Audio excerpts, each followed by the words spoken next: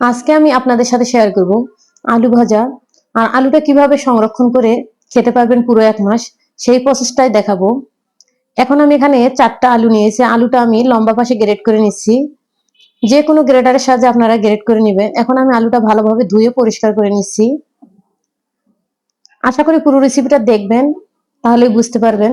এখানে আমি ঠান্ডা পানি, ফ্রিজের ঠান্ডা পানি একদম বাহির করে আলুটাতে দিয়ে 10 মিনিট রেখে দিব।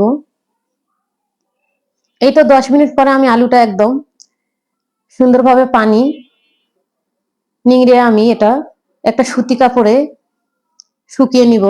কারণ আলুটাতে কোনো পানি থাকলে আলুটা কিন্তু মুচমুচে হবে না। এই জন্য আমি বারবার আলুটা সুন্দরভাবে শুকিয়ে নিচ্ছি সুতি কাপড়ের সাহায্যে।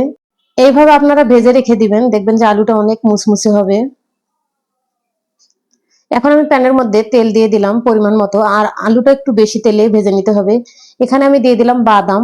বাদামটাও ভাজা হয়ে গেল, আমি ভেজে উঠিয়ে নিলাম। এটা দিয়ে দিলাম এখানে শুকনা মরিচ। এই সবগুলো উপকরণ আমি আলু ভাজার সাথে মিক্স করে নিব। এই তো আলুটা আমি দিয়ে দিলাম, আর এখানে হাই হিটে আলুটা প্রথমে ভেজে নিলাম। কারণ এখানে চুলার আঁচটা লো করে আলুগুলো ভাজা যাবে না, বারবার উল্টে পাল্টে চুলার আঁচটা হাই হিটে রেখে ভেজে নিতে হবে। আমি এখানে আলুগুলো সব ভেজে নিলাম। এখন এখানে দিয়ে দিলাম রসুন, পেঁয়াজ, সবগুলো আমি লালচে করে ভেজে নিলাম। এখন এখানে দিয়ে দিলাম অল্প পরিমাণে জিরা, জিরাটাও আমি ভেজে নিব। এই দেখুন আলুটা কতটা সুন্দর মুচমুচে হয়েছে, দেখে হয়তো বুঝতে পারতেছেন। এখানে দিয়ে দিলাম পরিমাণ মতো একটু বিট লবণ। কারণ আলুটা ভাজার সময় আমি কোনো লবণ দিইনি, কারণ লবণ দিলে আলুটাতে মুচমুচে হবে না। এখন দিয়ে দিলাম সামান্য পরিমাণে গোলমরিচের গুঁড়া।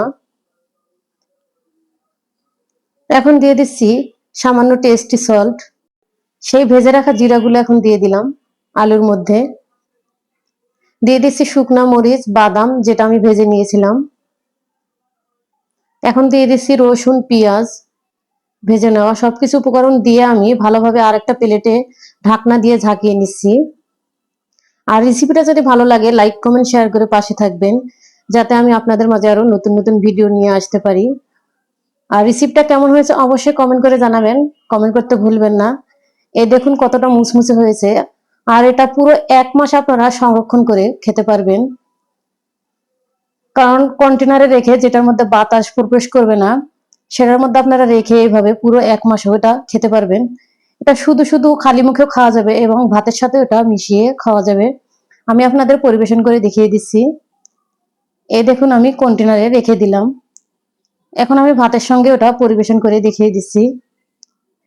এটা কিন্তু ছোট থেকে বড় সবাই অনেক মজা করে খাবে, কারণ এটা অনেক লোভনীয় হয়েছে। সবাই ভালো থাকবেন, সুস্থ থাকবেন। আজকের মতো এই পর্যন্ত। আল্লাহ হাফেজ।